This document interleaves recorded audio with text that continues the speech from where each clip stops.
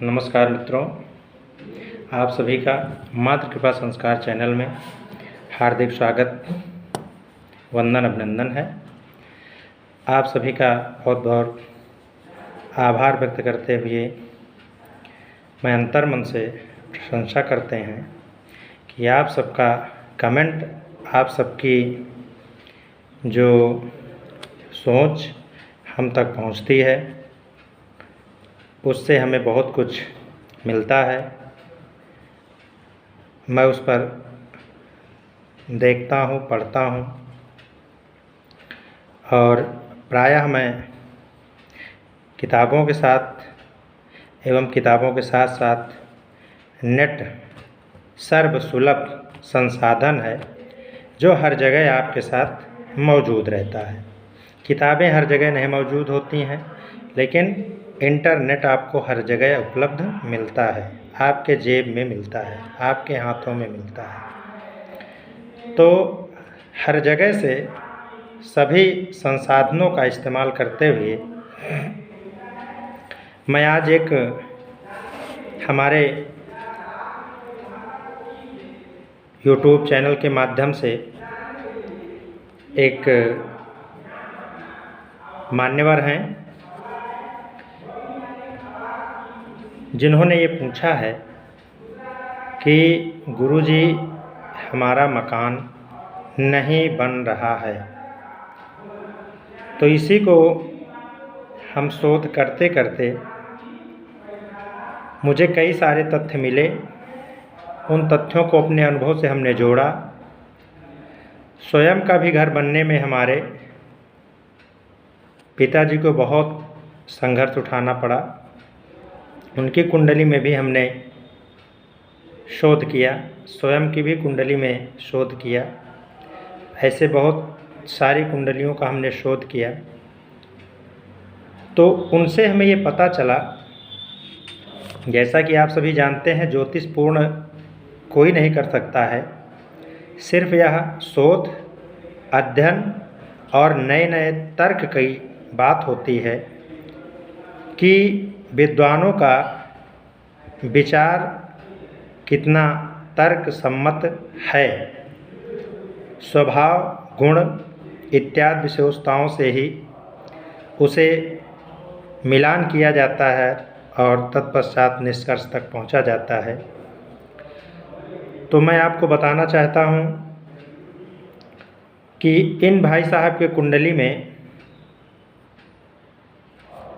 समस्या कुछ भी नहीं है, किंतु समस्या जो सबसे विकराल, जो सबसे भयंकर हो गई है, वह यह है कि सूर्य का शनि की राशि में विराजमान होना। जैसा कि बेसिक सामान्य जानकारी सबको पता होती है कि शनि और सूर्य की शत्रुता है, और इन दोनों की कथाएं भी आप लोग पढ़ भी सकते हैं और सुनी भी होंगी। इस पर हमें कोई प्रकाश नहीं डालना है। तो कुल मिला के सूत्र ही समझिए इसको कि सूर्य शनि की राशि में कहीं भी विराजमान होगा तो सूर्य से संबंधित और शनि से संबंधित दोनों सुखों में कहीं न कहीं कमी होती रहेगी।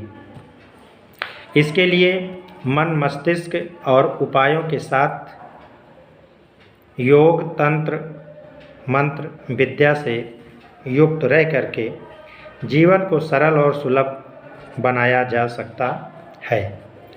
तो इसी कड़ी में हम आपको बताते हैं कि ये भाई साहब की कुंडली वृश्चिक लगन की है, और वृश्चिक लगन होने से 8 लग्न हो गया, धन भाव में 9, पराक्रम में 10, सुख में 11, सुत में 12, शत्रु में 1, मित्र में 2, अष्टम भाव मृत्यु भाव में 3, भाग्य भाव में 4, दशम स्थान पिता के भाव में 5 और एकादश में 6 और द्वादश भाव मोक्ष भाव में 7 गिनती लिखी है।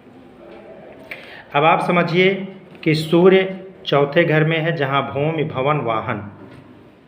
मिलेगा सब कुछ ऐसा नहीं है, 100% मिलेगा। अब ये है कि लग्जेरियस 20-22 लाख की कार नहीं हो सकती है, सेकंड हैंड कार हो सकती है, लेकिन ज़रूर मिलेगा। वैसे मेरा ये सुझाव है कि जब भी लें नई कार लें, नई बाइक लें और टूटे फूटे सामान का इस्तेमाल न करें। सूर्य चतुर्थ में होने से और 10वें भाव में चंद्रमा, एक दूसरे की दृष्टि संबंध बन रहा है। जैसा कि आप सभी जानते हैं, सूर्य के प्रकाश से चंद्रमा भी प्रकाशित होता है। सूर्य आत्मा है और चंद्रमा मन है। आत्मा मैं मानता हूँ कि स्थायी है, मन अस्थायी है, क्योंकि मन भटकता रहता है और आत्मा एक विशाल सागर है जहाँ की मन गोता लगाता रहता है। मन अंतर्मन, बहिर्मन, अंतर्जगत, बहिर्जगत सब में विचरण करता रहता है। तो अगर आपका सूर्य अच्छा है तो आपकी आत्मा सात्विक होगी और अच्छी होगी। मन भी अच्छा है तो दोनों मिल करके एक दूसरे का सपोर्टेड प्लैनेट बन जाते हैं। मैं इसलिए कह रहा हूँ कि घर अवश्य बनेगा, क्योंकि चंद्रमा की 7वीं दृष्टि सूर्य पर है, जो कि सूर्य चंद्रमा के भाव में विराजित है और सूर्य का 10वें भाव में चंद्रमा पर दृष्टि है, जहाँ की सूर्य कारक होता है। तो इसलिए मैं ये कहता हूँ कि माता या पिता पहली बार तो दोनों सरकारी सर्विस में होंगे, नहीं तो माता को सर्विस में होना चाहिए। सूत्र यह है कि शनि जहाँ विराजित होता है वहाँ लाभ देता है, शेष जहाँ जहाँ देखता है वहाँ वो नुकसान पहुँचाता है, उसके फल में कमी करता है। किंतु उस सूत्र के हिसाब से चंद्रमा जहाँ विराजित है वहाँ से 7वीं दृष्टि देख रहा है, तो मातृ स्थान को, सुख स्थान को, भूमि को, भवन को, वाहन को। तो जैसा कि आपकी जो जन्म हुई है वो 84, तो 84 मतलब इधर 16, 20, 36, 37, 38वां साल चल रहा है। आप चिंता न करें, शनि का प्रभाव है आपके वैभव, आपके सुख, भवन, भूमि, वाहन पर। आपको शनि महाराज अवश्य देंगे, विलंब से देंगे, किंतु जरूर देंगे, क्योंकि चंद्रमा की किसी से शत्रुता नहीं है, ऐसा माना जाता है। तो ये परिस्थिति आपकी सूर्य की महादशा चल रही है, सूर्य की महादशा चल रही है। आप चिंता न करें, सन 26 के पहले आपको चाहे एक कमरे का सेट ही मिले, लेकिन आपको मिलेगा। ये रही आपकी बात। अब दूसरी चीज़, शनि यहाँ पर, शनि की जो राशि है वो शनि जाकर के व्यय स्थान में बैठ गया है, और मंगल जो है शनि के साथ वो भी व्यय स्थान में बैठा है।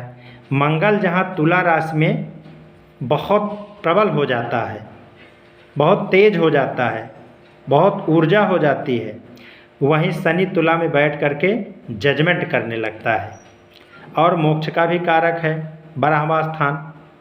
तो कुल मिला के अगर देखा जाए तो जातक वही मोक्ष प्राप्त करता है जिसकी उम्र ठीक ठाक होती है, जिसको चारोंपन का सुख मिलता है। तो इसलिए जब मोक्ष मिलेगा तो कहीं न कहीं आप समझिए कि रोटी, कपड़ा, फिर मकान भी मिलेगा, ये तय है। अब दूसरी चीज़ ये है कि गुरु दूसरे स्थान पे है जहाँ कारक है, स्वराशि का है। और एक कारण देखिए कि शनि और शुक्र का राशि परिवर्तन है। शनि शुक्र के राशि के साथ बैठा है, तुला के साथ, जहाँ जजमेंट करता है, न्यायाधीश की तरह काम करता है। सूक्ष्म दर्शन के आधार पर निर्णय करता है और शुक्र दशम अर्थात मकर राशि के साथ बैठा हुआ है तीसरे भाव में। अब शनि की दृष्टि तीसरी गुरु पे पड़ रही है, तो कहीं ना कहीं गुरु मंदा तो हो ही रहा है। धन आपको विलंब से मिल रहा है, किंतु मिलेगा, मिलता रहेगा, लेकिन खर्च आपके बराबर बने रहेंगे। आप धैर्य से काम करें। आपको मैं उपाय बताता हूँ कि भगवान भोलेनाथ के शिवलिंग का नित्य आप पूजन करें और प्रार्थना करें। आपके विभिन्न प्रकार के जो कष्ट होंगे उनको दूर करके और आपको भूमि भवन वाहन सुख समृद्धि अवश्य प्रदान करेंगे भगवान भोलेनाथ। ये विश्वास और आस्था और श्रद्धा का विषय है, निष्ठा का विषय है। हम लगे हैं तो लगेंगे, हम भागे हैं तो भागेंगे। तो कार्य कोई भी हो, आप लगे रहें, आप लगेंगे और जगेंगे। अब इसी तरह से आप अगर देखिए तो आपकी ही नवमांश में सूर्य व्यय में चला गया है जो वृश्चिक के साथ है, और शनि वहीं आपके पंचम में आ गया है। ठीक है, तो सूर्य मंगल के साथ है, मंगल की राशि के साथ, और यहीं मेष राशि के साथ शनि पंचम में विराजित हो गया है। तो मैं ये कहता हूँ कि आपको माता या पिताजी से घर मिल चुका है। आप स्वयं बनाना चाहते हैं तो आप घबराइए नहीं, सन 26 तक आपके घर की नींव पड़ जाएगी। अब आइए हम इसी क्रम में देख लेते हैं कि घर बनाने के लिए अनुकूल परिस्थिति क्या क्या होती है। देखिए, सूर्य मंगल, सूर्य अकेला हो प्रथम भाव में या मंगल अकेला हो, ये मेरा अनुभव है। वो तो सूत्र के माध्यम से हम बता रहे थे, ये मेरा अनुभव है कि सूर्य प्रथम में हो तब भी बनेगा, मंगल प्रथम में हो तब भी बनेगा, बृहस्पति शुक्र बुध किसी ग्रह में कोई ग्रह भी यहाँ द्वितीय भाव में है तब भी बनेगा, बृहस्पति चंद्रमा शुक्र में से कोई भी अगर चतुर्थ में है तब भी बनेगा, शनि राहु में कोई भी अगर षष्ठम में है तब भी घर बनेगा। लेकिन शनि राहु अगर षष्ठम में है तो पिता बना के देता है, घरिया बाबा देते हैं। शनि बृहस्पति मंगल अष्टम में है तब भी बना बनाया मिलेगा, हो सकता है ससुराल से गिफ्ट मिल जाए। और दशम में सूर्य मंगल शनि राहु कोई भी एक ग्रह अगर है तो अपनी कमाई से, अपनी मेहनत से, अपनी परिश्रम से जातक कम उम्र में घर एक नहीं, दो नहीं, दो तो निश्चित है, तीसरा भी बना सकता है और अचल संपत्ति खूब अर्जित करता है। सूर्य मंगल राहु शनि इन चारों ग्रह में से कोई भी एकादश भाव में बैठा हो, यहाँ तो एकादश में सारे ग्रह कारक होते हैं, बस ये कि सभी ग्रहों की स्थित परिस्थिति के अनुकूल ही व्याख्या की जाती है। अब यहाँ पे केतु मोक्ष भाव में है तो केतु आध्यात्मिक बना करके आपको इन सभी सुखों में वृद्धि करता है। तो ये रही अनुकूल परिस्थिति। अब प्रतिकूल परिस्थिति देखिए, मंगल शनि जैसे हमने ये कुंडली में आपको बताया कि व्यय भाव में है तो दिक्कत आएगी, प्रथम में है शनि तब भी दिक्कत आएगी, तृतीय में है शनि पराक्रम में तो बढ़िया रहेगा, बहुत अच्छा रहेगा, किंतु ऐसे सुखों में कहीं ना कहीं कमी आएगी।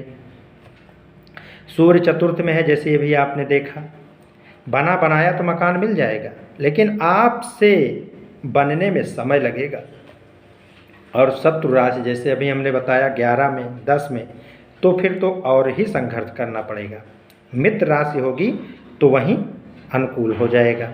सूर्य शनि पंचम में हो तब भी संघर्ष, लेकिन पिता बाबा किसी न किसी के द्वारा घर उसको अवश्य मिल जाएगा, चिंता की कोई बात नहीं है। शनि षष्ठम में है तब भी पिता बाबा आजी किसी न किसी के माध्यम से घर बना बनाया मिल जाता है। शनि बृहस्पति सप्तम में हो तो भी दिक्कत होती है। किसी के माध्यम से भाई के, चाचा के या पत्नी के या इस तरह से अन्य किसी लोगों से बना बनाया घर मिलता है, कुछ दिन रह करके बाद में घर बनता है। ये यहाँ पे प्रतिकूल परिस्थिति मतलब ये नहीं है कि बनेगा ही नहीं, समय लगेगा। आपको क्रमिक मेहनत करते हुए तब घर आपका बनेगा। सूर्य अष्टम में है तो ये सब ऐसे स्थान हैं जहाँ की सप्तम दृष्टि धन भाव पड़ती है। तो ये अपनी इमेज, अपने स्वाभिमान और अपनी बात को बचाने के लिए क्या करते हैं ग्रह, अपना सब न्यौछावर भी करते चलते हैं। इसलिए तो भाई सीधी सी बात है कि धन का अगर आप विकेंद्रीकरण करेंगे तो ज़रूरी नहीं कि हर जगह से आय हो रही हो, खर्च ही हो रहा हो। तो अगर आप ऐसी जगह सोच समझ के हमेशा ऐसे जातक कुंडली देख करके अगर अपना कार्य करें तो वो हो सकता है कि उससे पहले भी बनाने में समर्थ हो सके। तो ये प्रमुख प्रतिकूल परिस्थितियां रहीं और अनुकूल, ये मेरा अपना अनुभव है। यदि इसमें से कोई सूत्र काम कर रहा है, शोधित है, तो यह एक और अच्छी बात है, सोने पे सुहागा है। वीडियो बहुत बड़ी हो रही है, अब आप सब ऐसे सहयोग करते रहेंगे, कमेंट करते रहेंगे तो हम उत्प्रेरित होते रहेंगे और उन तथ्यों को खोजते रहेंगे जिनसे कि उन तथ्यों का समाधान, उपाय हम आपको बता दें। अच्छा, जिनका घर नहीं बन पा रहा है, अभी हमने एक उपाय लिखा है, प्रायः आप सब सुने होंगे, किंतु मैं बता देना चाहता हूँ कि सरल है, बिल्कुल सुलभ है। एक उपाय करें कि आम की लकड़ी से एक छोटा सा घर बनवा कर किसी गरीब बच्चे को दे दें, अर्थात दान कर दें। इसे किसी भी मंदिर में रख सकते हैं। अगर आप दान देना उचित नहीं समझते हैं या वह गरीब बच्चा दान लेना उचित नहीं समझता है या किन्हीं भी कारणों से, हालांकि बच्चा है तो उसे तो अच्छा लगेगा, खेलना चाहिए, लेकिन अगर वह नहीं लेता किसी भी कारणवश तो आप उसे किसी मंदिर में ले जाकर रख सकते हैं और नित्य भगवान शिवलिंग का पूजा अवश्य करें। धन्यवाद। आपको अगर वीडियो पसंद आ रहा है तो लाइक करें, शेयर करें, सब्सक्राइब करें। धन्यवाद।